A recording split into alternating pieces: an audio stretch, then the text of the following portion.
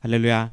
우리 함께 예배하는 것이 기쁨입니다. 우리 여러분들을 얼굴을 보고 이렇게 또 예배하는 금요 예배가 우리가 더 힘써서 지키고 또 우리가 이 예배를 통하여서 우리가 또 하나님의 마음을 더 잘 알아갈 수 있는 이 시간이 되었으면 좋겠습니다. 저는 오늘 이 18절에 나타나는 그 첫 번째 문장의 제목, 어린이 여러분, 지금은 마지막 때입니다. 여러분 기분 좋으시지 않나요? 어린이 여러분, 어린이 여러분. 한번 우리 양옆에 사람들에게 한번 말해볼까요? 어린이 여러분, 어린이 여러분, 지금은 마지막 때입니다. 네, 지금은 마지막 때입니다라는 말씀의 제목으로 잠시 말씀을 나누고자 합니다. 여러분은 마지막 때 하면 어떤 이미지가 떠오르시나요? 일반적인 사람들은 세상의 종말, 이 세상의 마지막 날을 생각할 수 있을 것 같아요. 그리고 이 우리의 신앙 밖에 있는 사람들에게 있어서 세상의 마지막 날 종말은 이 세상에 없어지는 날을 의미할 것 같습니다. 그리고 또 우리와 같은 신앙인들은요, 마지막 날 하면은 무엇을 기대하냐면, 여러분 기대하시길 바랍니다. 예수님의 다시 오심을 기대하고 소망하는 것이 우리 신앙인들의 마지막 날, 마지막 때입니다. 역사 속에서 이 종말, 마지막 때에 대한 잘못된 생각들로 인하여 참 많은 일들이 있었어요. 하나하나 다 여러분들하고 나누진 못하지만 대표적인 게 우리 대한민국에서 있었던 사건이 하나 있었죠. 저는 너무 어렸지만 여기 계신 분들 중에 알고 계신 분들이 계실 거예요. 1992년에 대한민국에서 이 시한부 종말론으로 인하여 대한민국을 한번 떠들썩하게 했던 사건이 하나 있습니다. 그 다미 선교회라고 다가올 미래를 준비하라라는 선교회에서 이장님이라는 목사가 종말론을 연구했던 사람이에요. 근데 그 사람이 종말론을 연구하다가 그 연구까지는 좋았어요. 일반적인 그 우리가 신학에서 배우는 종말론의 연구를 잘 하시다가 자신이 같이 사역하던 중학교 어떤 아이가 환상을 보고 그 환상에 대한 해석을 이분이 하시다가 날짜를 지정해 버린 거예요. 예수님이 1992년 10월 28일 자정에 오신다라고 그 환상들을 막 조합을 해보니까는 날짜가 딱 나와버린 거예요. 그래서 그 날짜를 지정했어요. 그분이.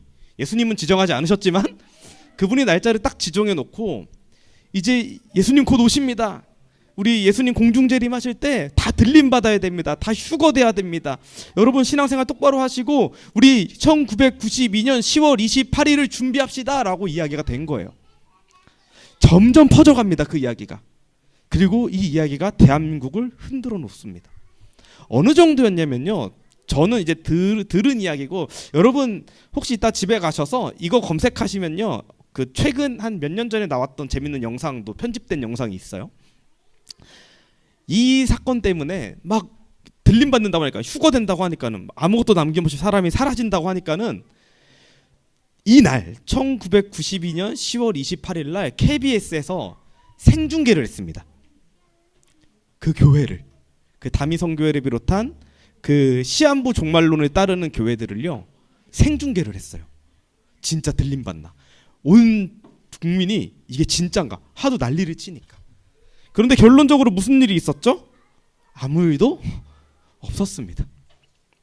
막 인터뷰하는 장면도 나와요. 왜 자정이 지났는데 아무 일도 일어나지 않습니까? 막 그런 인터뷰하는 장면도 나와요. 이렇게 이 종말에 대한 것들로 인하여 우리나라의 그 사건뿐만 아니라 많은 나라들과 역사 속에서 잘못된 오해들과 잘못된 것들로 인하여 힘들었던 시간들이 있습니다. 인간은 누구나 마지막 때에 대하여 관심을 가지는 것 같습니다. 왜 그럴까요? 제가 생각했을 때는 마지막 때라는 것이 미지, 우리가 알 수 없는 영역이고 또 그것은 두려움으로 같이 오기 때문이지 않을까 생각을 합니다. 우리는 이러한 종말 마지막 때에 관하여 세상이 말하는 게 아니라 성경이 정확하게 어떻게 말하고 있는지를 알아야 합니다. 성경, 특히 신약 성경은 종말에 대하여 두 가지 특징을 말합니다. 첫 번째는 세상은 종말의 끝이라고 말해요. 멸망이라고 말해요. 아무것도 없을 거다라고 말해요. 또 종말을 이야기하지 않는 사람도 있어요. 근데 성경은 종말을 끝이 아니고 완성이다라고 이야기를 합니다. 일반적으로 세상이 말하는 정말 세상의 마지막 날은 멸망을 의미하지만 성경은 무너진 하나님 나라의 회복과 예수 그리스도의 왕되심, 그 다시 하나님 나라가 완성되는 것을 세상의 종말이다 라고 이야기를 합니다. 끝이 아닌 거예요.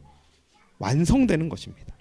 또 두 번째는 성경은 마지막 때라고 할 때 마지막 순간을 의미하기도 하지만 마지막 기간을 말하기도 합니다.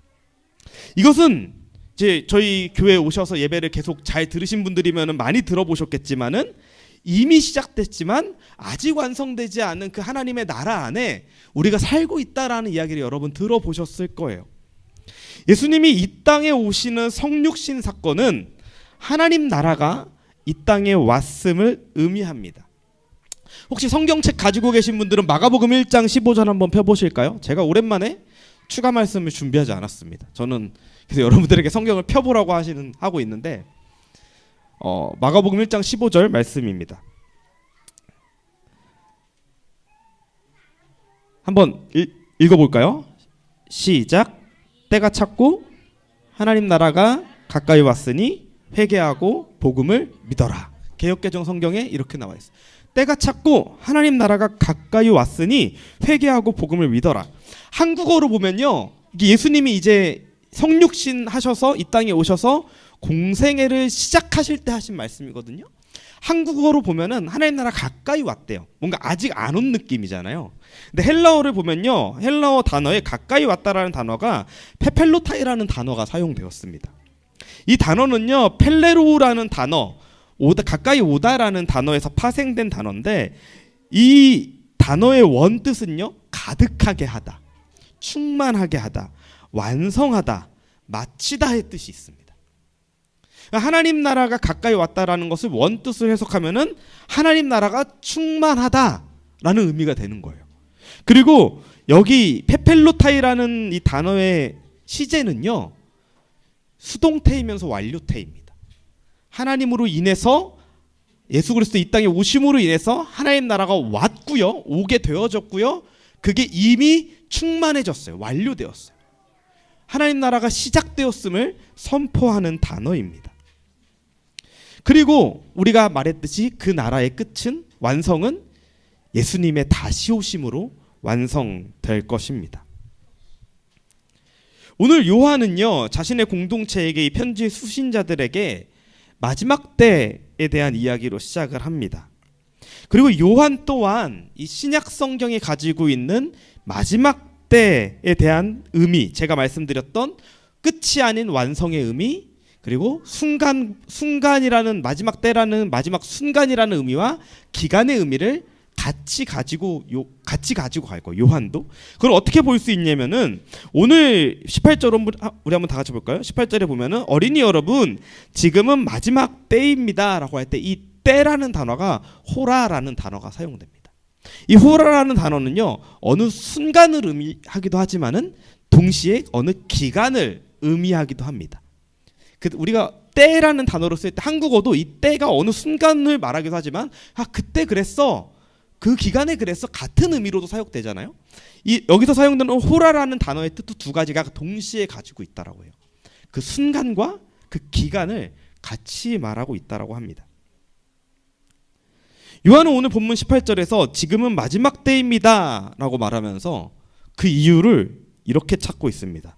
그리스도의 적대자가 많이 생겼기 때문입니다. 여러분이 그리스도의 적대자가 올 것이라는 말을 들은 것과 같이 지금 그리스도의 적대자가 많이 생겼습니다. 그렇기 때문에 그래서 우리는 지금이 마지막 때임을 압니다 라고 이야기를 합니다. 성경은 이 마지막 때에 대해서 많은 이야기들을 해요. 특별히 여러 가지 징조들에 대한 이야기도 많이 합니다. 재난이 있을 것이고, 기근이 있을 것이고, 전쟁이 있을 것이고, 여러 가지 환란이 있을 것이고, 많은 이야기들을 해요. 근데 그 여러 가지 많은 징조들 중에서 요한은요, 그리스도의 적대자가 많이 있을 거다, 미혹하게 하는 자가 많이 있을 거다라는 이야기, 이것을 근거로 지금 수신자들에게 지금이 마지막 때입니다 라고 이야기를 합니다. 요한은 왜 이 그리스도의 적대자의 이야기를 하면서 마지막 때라고 했냐면요, 오늘 본문 저희가 오늘 18절에서 27절까지 읽었는데 오늘 본문에서 요한은 그리스도의 적대자를 표현하는 방법을 세 가지로 말을 합니다. 18절에는 그리스도의 적대자라고 표현을 하고요. 이거 좀 이따가 조금 더 자세히 볼게요. 22절 한번 보여주실까요? 22절에는 거짓말쟁이, 누가 거짓말쟁이입니까? 라고 말을 하고요. 그리고 26절에는 미혹하는 자라고 표현을 합니다. 그래서 이 그리스도의 적대자를 세 가지로 표현하는데 그리스도의 적대자, 거짓말하는 사람, 미혹하는 사람 이렇게 표현을 합니다. 방금 전에도 언급했지만 우리가 마지막 때라고 했을 때는 여러 가지 징조들을 많이 생각합니다. 그리고 그 현상들에 때로는 집중하는 사람들이 있어요.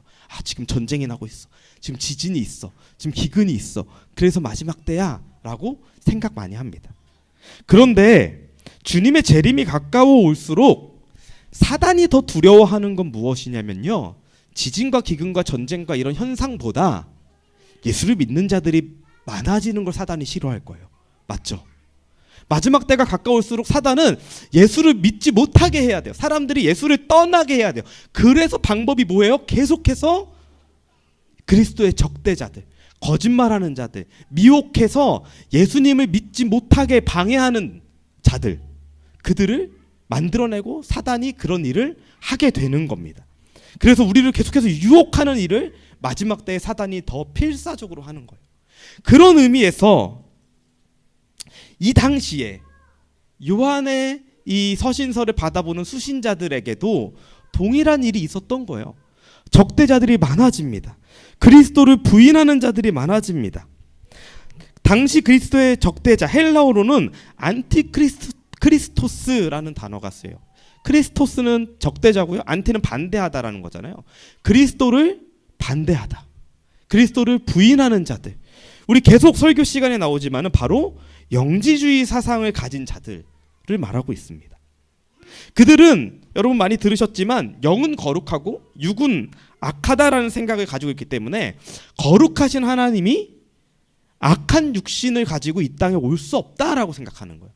그러니까 예수 그리스도의 성육신 자체가, 예수가 육신을 입고 이 땅에 오신 예수님이 그리스도일 수 없다, 구원자일 수 없다, 그러니까 예수를 믿지 않는다라는 결론까지 가는 겁니다. 그래서 예수님의 기름 부음 받은 자로 인정하지 않는 거고, 교회 공동체 안에서 이러한 사상을 퍼뜨리면서 예수를 주와 그리스도로 믿는 교회 공동체 사람들을 유혹하고 미혹했던 거예요. 그렇기 때문에 요한은 그들에게 지금이 마지막 때입니다. 왜냐하면 지금 여러분들을 믿음에서 떠나게 하려고 유혹하고 거짓말하는 자들이 많기 때문입니다 라고 설명하는 것입니다.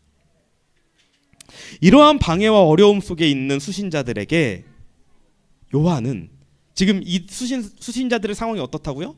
그리스도의 적대자, 예수를 부인하는 자들, 잘못된 사상을 가르치는 자들이 그들을 공격하고 그들을 유혹하고 그들을 방해하고 있는 상황 속에서 요한은 그들에게 오늘 본문을 통해서 세 가지 이야기로 그들을 격려하고요, 그들의 신앙을 지킬 수 있게 힘을 주고 있습니다.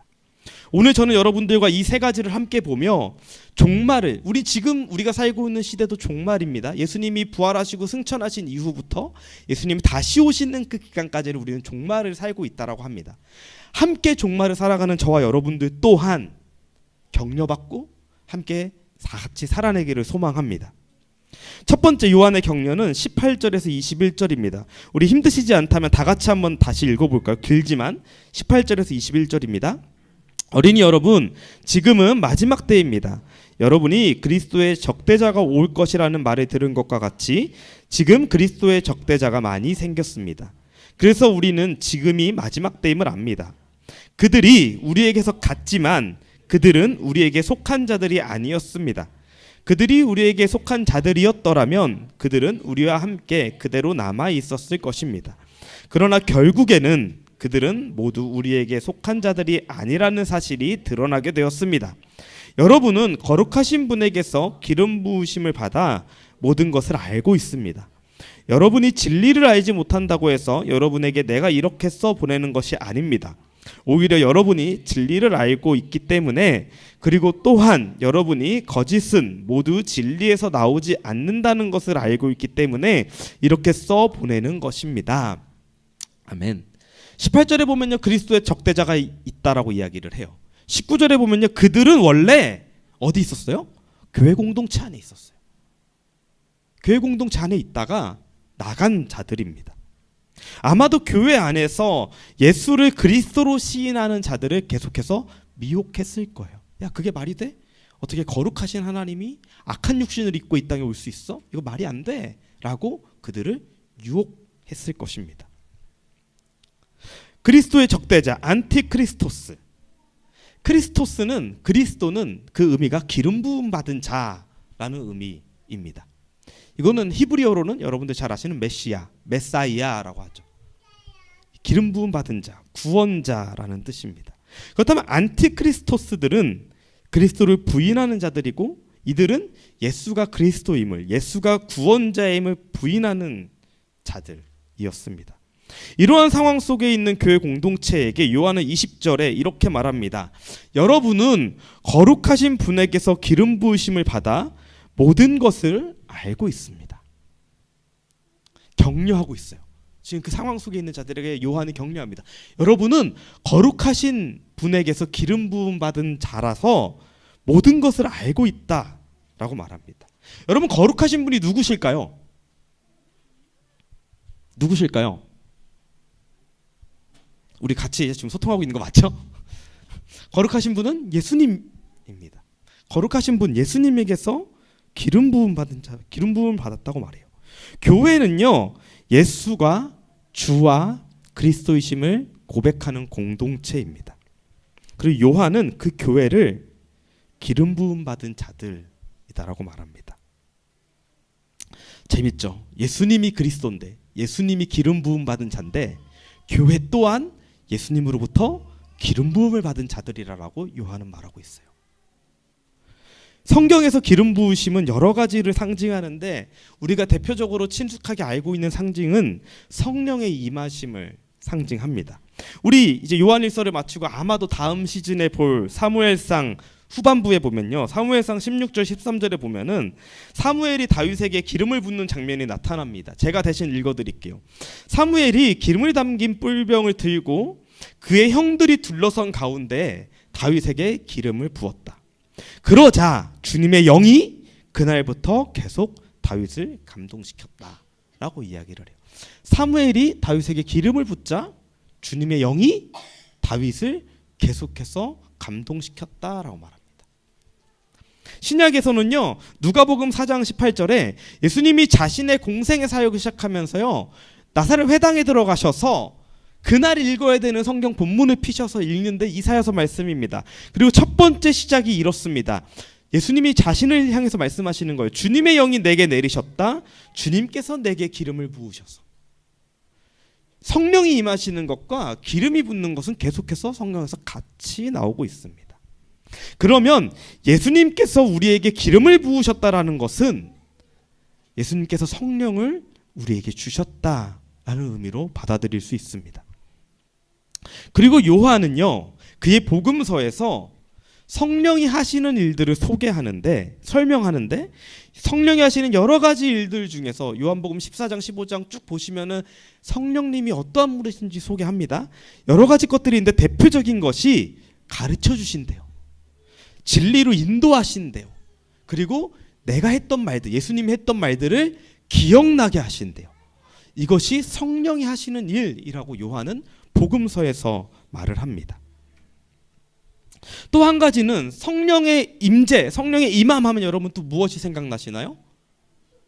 사도행전 2장에 마가의 다락방에 내렸던 성령의 세례 사건이 있죠. 제자들이 오순절날 모여서 기도하던 도중에 성령의 강력한 불과 같은 성령의 세례를 받습니다. 그 날이 언젠지 여러분 아시나요? 제가 방금 말했죠? 그 날이 무슨 절기일까요? 오순절. 네, 오순절. 오순절은요, 구약에서 이스라엘 백성들이 출애굽한 이후에 시내산에 도착해서 하나님의 말씀, 율법을 받은 날을 오순절로 지키고 있었습니다. 하나님의 말씀을 받은 날, 십계명을 받은 날, 율법을 받은 그날 하나님의 성령이 기도하는 제자들에게 임하십니다. 그리고 성령이 하시는 일은 진리를 깨닫게 하고 말씀을 기억나게 하고 말씀을 살아내게 하고 진리로 걸어가게 하는 일을 성령이 하신다고 하죠. 요한은 지금 그리스도의 적대자들로부터 고통받고 유혹받고 미혹당하고 있는 공동체에게 이렇게 말합니다. 너희는 이미 기름 부음 받은 자들이라. 너희 안에 이미 성령님이 계신다. 그 유혹 속에 너희는 담대할 수 있다. 성령님이 너희를 가르쳐주고 계시기 때문에 너희는 모든 것을 알고 있다라고 격려하고 있는 거예요. 힘들어하고 고통받고 있는 그들에게 요한이 격려하는 거예요. 괜찮아. 거기에 유혹당하지 말고 미혹당하지 말고 빛 가운데 서서 성령님, 너희 안에 계신 성령님을 잊지 마. 성령님이 너희 안에 있어. 계속 가르쳐주고 있어. 너희는 모든 것을 알고 있어 라고 하면서 요한이 그 공동체를 계속해서 격려하고 있는 거예요. 그러면서 21절에 이렇게 말하죠. 여러분이 진리를 알지 못한다고 해서 여러분에게 내가 이렇게 써보내는 것이 아닙니다. 이 말이 뭐예요? 이미 그들이 진리를 알고 있다라고 다시 한번 상기시켜 주는 거예요. 수신자 여러분, 교회 여러분, 여러분이 이미 진리를 알고 있습니다. 오히려 여러분이 진리를 알고 있기 때문에, 그리고 또한 여러분이 거짓이 모두 진리에서 나오지 않는다는 것을 알기 때문에 내가 여러분들을 이렇게 격려하는 것입니다. 그 거짓, 영지주의자들의 유혹, 그 모든 것들은 절대로 진리에서 나온 것이 아닙니다. 진리는 지금 여러분들 속에 내주하셔서 여러분들을 가르쳐주고 계시는 성령님으로부터 여러분들은 알고 있습니다. 배우고 있습니다를 요한은 말하고 격려하고 있는 겁니다. 우리 두 번째 요한의 격려는요, 22절에서 25절입니다.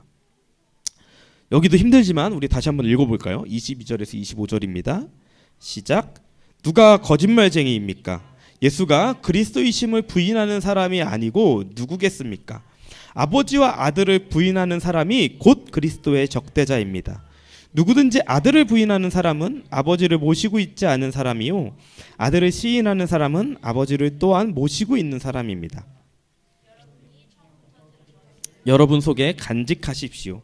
여러분이 처음부터 들은 그것이 여러분 속에 있으면 여러분도 아들과 아버지 안에 있게 될 것입니다.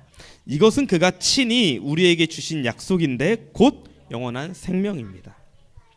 요한은 다시 한번 그리스도의 적대자들에 대해서 말합니다. 누구라고 말하죠? 거짓말쟁이들이다라고 말합니다. 그들은 거짓말쟁이들입니다. 진리를 말하지 않는 자들입니다.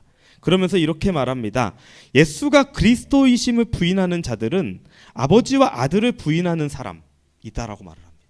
하나님도 예수를 부인하면 하나님도 부인한다고 하는 거예요. 그럼 어떤 걸 우리가 생각해 볼 수 있냐면요, 영지주의자들은 예수는 믿지 않고 하나님의 존재는 믿고 있었을 수도 있어요. 어떻게 그 하나님이 악한 육신을 입고 올 수 있어? 그건 말도 안 돼. 우리는 거룩한 하나님만 따를 거야 라고 생각했던 것 같아요. 그들에게 요한은 말합니다. 아들을 믿지 않는 것, 아들을 부인하는 것은 하나님도 부인하는 거야 라고 말을 합니다. 그래서 그들은 거짓말쟁이다 라고 말을 하죠. 그러면서 요한은 공동체 지체들에게 24절 25절에서 이렇게 선포하는데요. 여러분은 그런 유혹, 그런 거짓말쟁이들의 말 앞에서 처음 들은 것을 기억하십시오.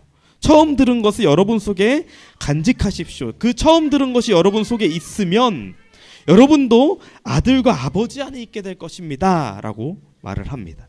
그리고 25절에 이것은 그가 친히 우리에게 주신 약속인데 곧 영원한 생명입니다.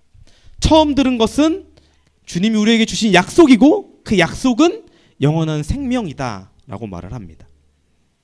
처음 들은 것이 무엇일까요? 아마도 요한을 비롯한 다른 제자들, 교회 리더들에 의해서 기록된 예수님의 이야기와 전승된 예수님의 가르침들일 것입니다. 특별히 요한은 자신의 복음서의 내용을 의미하고 있었던 것 같습니다. 여러분, 요한복음 1장 어떻게 시작하시는지 아시죠? 요한복음 1장 1절 태초에 말씀이 계셨다. 그 말씀은 하나님과 함께 계셨다. 그리고 그 말씀은 하나님이셨다 라고 말을 하죠. 이게 요한복음 1장 1절입니다. 세상에 처음부터 말씀이 있었고 그 말씀이 하나님과 함께 계셨고 그 말씀이 하나님이셨다라고 말을 하고요. 14절에는 그 말씀이 육신이 되어서 우리 안에 사셨다. 이게 누구죠? 예수님이죠. 예수님이 육신을 입으셨대요. 그 하나님이 육신을 입으셨대요. 그리고 우리 안에 사셨다라고 요한이 말을 합니다. 그리고 우리는 그의 영광을 보았다. 그 영광이 무슨 영광이었냐면은 아버지께서 주신 외아들의 영광이었고 그 안에는 은혜와 진리가 충만하였다. 이게 요한이 1장에 요한복음 1장에 처음 기록한 내용이에요. 요한이 기록한 내용입니다. 요한일서의 수신자들은 영지주의자들의 거짓된 가르침을 들을 때마다 처음 들은 것을 기억해야 했습니다. 요한은 그걸 격려하고 있었어요. 거짓말이 들려올 때마다 여러분들은 처음 들은 것들을 생각하시고 속에 간직하십시오. 그 처음 들은 것은 예수님이 태초부터 계신 말씀이셨고 하나님이셨고 육신을 입고 오셨고 그가 하나님의 아들임을 기억하는 것이었습니다. 그리고 그 예수님이 이 땅에 오셔서 우리에게 주신 약속이 있는데 바로 영원한 생명을 우리에게 약속으로 주셨다는 것, 그것을 기억하라고 합니다. 우리가 잘 아는 말씀 요한복음 3장 16절 제가 세 번역으로 읽어드릴게요. 하나님이 세상을 이처럼 사랑하셔서 외아들을 주셨으니 이는 그를 믿는 사람마다 멸망하지 않고 영원한 생명을 얻게 하려는 것이다. 이것이 영생, 하나님이 우리에게 주신 것, 예수 그리스도를 통하여서 우리에게 주신 믿는 자마다 멸망하지 않고 영생을 얻게 하신다라는 약속입니다. 요한복음 20장 30에서 31절은 요한이 이 복음서를 기록한 목적에 대해서 이야기하는데 이렇게 말합니다. 예수께서는 제자들 앞에서 이 책에 기록하지 않은 다른 표징도 많이 행하셨다. 그런데 여기에 이것이 남아, 요한이 막 요한복음을 적었는데 그게 전체가 아니라는 거예요. 그런데 내가 이 조금이지만 이 중요한 것을 적은 이유는, 적은 목적은 여러분으로 하여금 예수가 그리스도요, 중요합니다. 예수가 그리스도요 하나님의 아들이심을 믿게 하고 또 그렇게 믿어서 그의 이름으로 생명, 영원한 생명을 얻게 하려는 것입니다. 요한은 요한복음을 기록한 목적을 그렇게 말합니다. 왜 적었냐? 예수가 그리스도이심을 알게 하고 예수가 하나님이심을 알게 하고 그 예수를 믿어서 생명을 얻게 하라는 것을 알게 하려고 기록했다고 합니다. 그리고 요한은 지금 이 요한일서의 수신자들에게 이 말을 기억하라, 간직하라, 이 진리의 말씀을 붙잡고 있으라 라고 말을 합니다. 예전에 준호 전도사님께서 설교 시간에 하셨던 예화 중에 그 위조 지폐 감별에 대한 이야기 기억나시죠? 얼마 전에 목사님도 잠깐 언급하셨던데, 위조 지폐 감별사들은 수많은 위조 지폐들을 보면서 어떤 것이 위조 지폐인지 감별하기보다는 진짜를 계속해서 연구하고 진짜가 어떻게 생겼는지를 본다라고 하셨어요. 그래서 진짜를 너무 많이 봐서 진짜에 대해서 빠삭하게 알고 있기 때문에 가짜를 딱 봤을 때 이게 가짜임을 당연하게 알아버리는, 그것이 위조를 감별하는 사람들의 훈련 방법이라고 했습니다. 요한도 수신자들에게 동일한 것을 말하고 있습니다. 유혹, 거짓 가르침들이 난무할 때 계속해서 기억하고 간직해야 하는 것은 진리, 처음의 가르침, 요한과 사도들이 전했던 예수의 가르침, 예수님이 누구신지에 대한 이야기, 이 복음을 끝까지 간직하고 있어라. 그래야 흔들리지 않는다라고 격려하고 있는 것입니다. 첫 번째 격려는 여러분 안에 성령님이 계십니다 라는 격려였고, 두 번째 격려는 여러분 처음 것을 잊지 마십시오 라는 격려였어요. 세 번째 격려는 26절 27절입니다. 우리 다시 한번 읽어볼까요? 다 같이 한번 읽겠습니다. 시작. 나는 여러분을 미혹하는 자들에 관하여 이렇게 썼습니다. 여러분 말하자면 그가 기름 부어 주신 것이 여러분 속에 머물러 있으니 여러분은 아무에게서도 가르침을 받을 필요가 없습니다. 그가 기름 부어 주신 것이 여러분에게 모든 것을 가르쳐 줍니다. 그리고 그 가르침은 참이요 거짓이 아닙니다. 여러분은 그 가르침대로 언제나 그리스도 안에. 아멘. 요한은 세 번째에서 그 그리스도의 적대자 안티크리스토스들을 향하여서 이런 표현을 씁니다. 미혹하는 자들이다. 우리를 잘못되게 유혹하는 자들이다. 아름다운 모습으로 유혹하는 자들이다. 근데 그 안에 실상은 거짓이고 비진리이고 진리가 아닌 것들입니다. 그러면서 요한은요 27절에서 첫 번째 격려와 동일한 격려를 합니다. 기름 부어 주신 것, 것이 여러분을 가르친다라고 말합니다. 즉 성령께서 우리를 가르치신다고 말합니다. 그러면서 가장 중요한 말을 하는데요. 이 마지막 부분입니다. 여러분은 그 가르침대로, 성령의 가르침대로 언제나 그리스도 안에 머물러 있으십시오. 언제나 그리스도 안에 머물러 있으십시오. 성령의 인도를 따라 사는 것, 예수와 동행하는 것, 이것이 어려움 속에 있는, 유혹 속에 있는 교회 공동체가 해야 하는 가장 중요한 것이었습니다. 예수 안에 있으면 다른 것이 유혹을 해도 이겨낼 수 있습니다. 예수 안에 있어야 예수 밖에 있는 것이 무엇인지 알게 됩니다. 제가 구약을 공부하면서 가장 은혜가 됐던 것이 하나님이 진을 치라고 하는 장면이에요. 이스라엘 백성들에게 진을 치라고 하죠. 진을 형성하라 그래요. 그리고 진 안과 진 밖을 구별합니다. 이것이 여러 가지 의미가 있는데 그 안에 하나가 진 안에 하나님의 거룩함이 있는 거룩한 자들, 부정한 사람들은 밖으로 가야 되고요. 부정하지 않은 정결한 사람들만 진 안에 들어올 수 있었어요. 우리가 알 수 있다라는 거예요. 무엇이 부정한 것이고 무엇이 부정하지 않은 것인지. 진 안에서 성소로 들어가려면요, 정한 것을 넘어서서 거룩해져야 됩니다. 하나님은 이것을 구별이라고 말씀하시죠. 우리가 예수님과 동행하고 예수님 안에 거한다라는 것은 무엇이냐면요, 예수님 안에 있을 때 예수님 밖에 있는 것이 무엇인지도 알게 된다라는 거예요. 예수님 안에 있을 때 우리가 구별된 삶을 살 수 있고 유혹 속에서 이겨낼 수 있는 삶을 살 수 있습니다. 요한일서를 받아 읽는 첫 번째 수신자들의 상황, 영지주의자들의 유혹과 핍박, 그리고 그들의 거짓된 가르침, 그 상황과 요한의 격려가, 여러분 안에 성령님이 계십니다. 여러분 처음 것을 붙잡고 사십시오. 여러분 예수님과 동행하십시오라는 요한이 그 교회를 세우고 일으키고자 하는 요한의 격려가 여러분들에게는 어떻게 다가오시나요? 지금 우리 시대에 그리스도의 적대자는 누구일까요? 저는 어렸을 때 적그리스도라고 하면요, 이런 뿔 달린 마귀, 좀 이렇게 자기가 예수님처럼 행세하고 다니면 막 뿔 달린 이런 거 생각했어요. 근데 적그리스도 오늘 본문을 보니까 예수가 그리스도이심을 부인하는 모든 자들은 적그리스도라고 표현합니다. 그리스도의 적대자라고 표현하죠. 우리 시대의 그리스도의 적대자, 큰 의미에서는 교회 밖에 있는 안티기독교인들, 무신론자들, 신은 없다라고 말하는 자들 정도로 이해할 수 있습니다. 하지만 여러분 중에, 여기 계신 여러분들 중에 안티기독교인들과 무신론자들을 통하여서 여러분들의 신앙이 흔들린 적 있으십니까? 별로 없을걸요. 일단 그 사람들이 무슨 말을 하는지 우리는 크게 관심을 갖지 않아요. 일단 안티기독교인들하고 무신론자들이 무슨 말을 하는지 우리가 크게 관심을 갖지 않기 때문에 우리가 이렇게 흔들리는 일도 별로 없습니다. 요한은 그리스도의 적대자를 아까도 말했듯이 거짓말하는 자, 미혹하는 자로 이야기를 합니다. 그래서 사단은요, 안티기독교인이나 무신론자들보다 교묘하게 우리를 속이는 것으로 우리 안에 파고들고 있습니다. 진리를 말하는 것 같지만 비진리를 말하고, 옳은 것을 말하는 것 같지만 그 끝은 거짓이고, 하나님을 따라가는 것처럼 말하는 것 같지만 까보면 하나님을 반대하는 것들로 우리에게 다가옵니다. 저는 이 말을 엄청 좋아합니다. 사단은 99%의 진실과 1%의 거짓으로 우리에게 다가옵니다.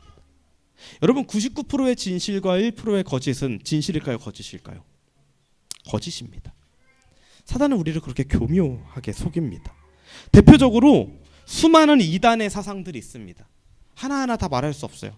신천지, 구원파, 여호와의 증인, 엄청 많아요. 이단의 사상들이 있습니다. 이단은요, 우리와 같이 보여요. 다 교회 같아요. 가면 다 찬송가 부르고요, 다 똑같은 성경 말씀 봐요. 그리고 그 안에도 목사님들이 있어서 다 성경을 이야기합니다. 처음에 접하면 무엇이 틀린지 모릅니다. 오히려 제 친구들 중에 신천지에 빠졌다 나온 친구들이 그렇게 많아요. 근데 그들이 왜 빠졌냐라고 물어보면요, 신학생들도 그렇게 많이 빠졌다가 들어와요. 다시 돌아와요. 왜 빠졌냐면 도대체 무슨 생각으로 그걸 갔어라고 물어보면요, 너무 재밌대요. 아무도 이야기해주지 않는 것들을 이야기해준대요. 진짜처럼 이야기를 해준대요. 근데 그 끝은 막 이야기를 하다가 한참 빠져들다가 그래서 이만희로 끝나는 거예요. 이 정도만 돼도 우리는 이게 잘못된 거나 할 수 있어요. 그 끝이 사람으로 끝나면 이게 잘못된 거구나 할 수 있어요. 근데 구원파, 여호와의 증인 이런 이단들은요, 우리가 깊게 공부하거나 그렇지 않으면 때로는 모르고 계속 넘어갈 수도 있습니다. 그 끝은 우리와 분명히 다릅니다. 여러분도 아시겠지만 최근에 한 유명 연예인이 복음에 대해서 10시간 동안 강의한 내용이 있습니다. 그리고 사람들이 재밌게 봤다 그래요. 아주 좋게 봤다고 합니다. 그리고 한 교회에서 그 강의한 영상이 2시간씩 5편으로 올라왔는데 큰 이슈가 되었습니다. 그것을 들은 몇몇 분들은요, 아주 좋은 내용이었다, 일반인의 언어로 복음을 풀어냈다라고 하면서 추천하기도 했습니다. 그래서 목회팀에서도 한번 이 이야기가 나왔고요, 저희도 한번 봤고요, 저도 한번 찾아봤어요. 그리고 그것을 본 몇 분과 대화도 했었습니다. 근데 저는요, 보면서 저희 목회팀도 함께 이야기했었는데 시작부터 잘못된 것임을 알았어요. 왜냐면요, 그 유명 연예인이 복음에 대한 강의를 했던 그 교회가 구원파 교회였어요. 그거 하나만 봐도 잘못된 것을 잘못된 교회에서 계속 가르치고 있는데, 유튜브라는 교회라는 아주 아름다운 포장과 그 사람이 말하고 있는 진리가 섞여 있는 듯한 비진리를 말하는 것들을 보면서 사단이 이런 미디어를 통해서, 이런 유명인들을 통해서 우리를 계속해서 교묘하게 파고들고 있구나. 그리고 그가 강의했던 내용들의 몇 가지는 예수님의 말씀과 전혀 반대되는, 예수님은 예의라고 말했는데 예수님은 절대 그 일이 일어나지 않을 거다라고 말했는데 그 사람은 이게 일어나야 된다라고 말하는 것도 있는 거예요. 그것만 보아도 너무나 다른 이야기들을 하고 있는 것들을 봅니다. 그런데 일반적인 분들이라면 충분히 빠져들 만한 이야기고, 그 안에는 이거 옳은 말 같다라고 여겨지는 부분도 많이 있습니다. 하지만 그 핵심은 복음이 아니었던 것입니다. 이단 말고도 사단은요, 여러 가지 방법으로 우리를 유혹합니다. 인본주의적인 사고, 우리 사람의 입장에서 봤을 때 옳게 보이는 것들은, 좋아 보이는 것들은 좋은 게 좋은 거다라고 우리를 유혹합니다. 물질 만능주의, 이 자본주의 세상에 살아가면서 어떻게 우리가 물질 없이 살아갈 수 있어? 하나님 이만큼 섬겼으면은 이 정도 물질 취하는 거 괜찮잖아 라고 유혹하기도 합니다. 그리고 유혹이 아니라 적당한 타협점을 제시하죠. 내가 양심에 찔리지 않을 정도로의 타협점을 제시합니다. 성령의 인도를 따라 사는 것이 아니라 내가 생각하기에 옳은 대로 따라 살게 되는 거예요. 괜찮아 보이는 대로 사는 것을 제시합니다. 사단이 얼마나 우리를 교묘하게 유혹하냐면요, 사단이요 막 악말탈을 쓰고 너 교회 다니면 죽여버릴 거야, 뭐 교회 다니면 안 돼, 교회 다니면 망해, 예수 믿으면 안 돼, 이렇게 말하지 않아요. 교회 다녀, 주일날만 가도 괜찮잖아. 야 너 바쁜데 교회 왜 섬겨? 야 너 바쁜데 헌금, 야 너 고작 웨이지 그거 받으면서 헌금 뭐해? 너 세금 내는 것도 아까워가지고 어떻게 절세할지 생각하는데 어떻게 하나님 앞에 그 돈 낼 수 있어? 조금만 해. 내 주머니를 보면서 그렇지, 지금 내가 당장 이번 달 렌트비 내기도 빡싼데 내가 어떻게 하나님 앞에 11조를 하지? 적당한 타협점을 사단은 우리에게 제시합니다.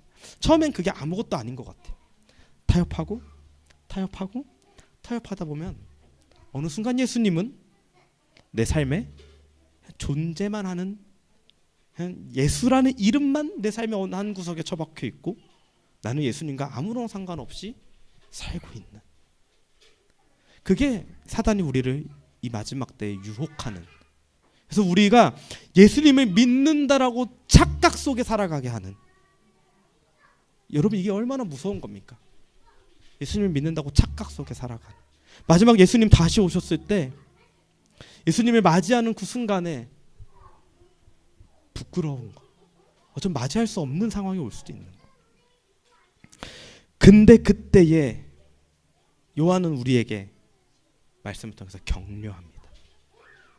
우리에게요 정죄하지 않아요. 야, 너 왜 그거밖에 신앙생활 못해? 너 왜 그 정도, 왜 그렇게 타협하고 있어? 정죄하는 것이 아니라 요한은 우리를 격려합니다. 우리의 약한 모습들을 보고 격려합니다. 여러분 안에 성령님이 계십니다. 그 유혹 따라가지 말고 성령님 따라가세요. 성령님 쫓아가세요. 성령님이 여러분들 안에서 가르쳐주고 계십니다. 성령님이 여러분들을 응원하고 계십니다. 여러분, 그 처음 들은 복음을, 예수의 복음을 기억하세요. 예수가 하나님의 아들임을 기억하세요. 예수가 그리스도임을 기억하세요. 여러분, 예수님과 동행하세요. 예수님과 함께 걸어가세요. 격려하는 거예요. 이 격려가 오늘도 우리에게 있길 소망합니다. 사랑하는 성도 여러분, 우리는 적당히 살 수 없는 존재들입니다. 사단은 우리에게 적당히 살라 그러죠.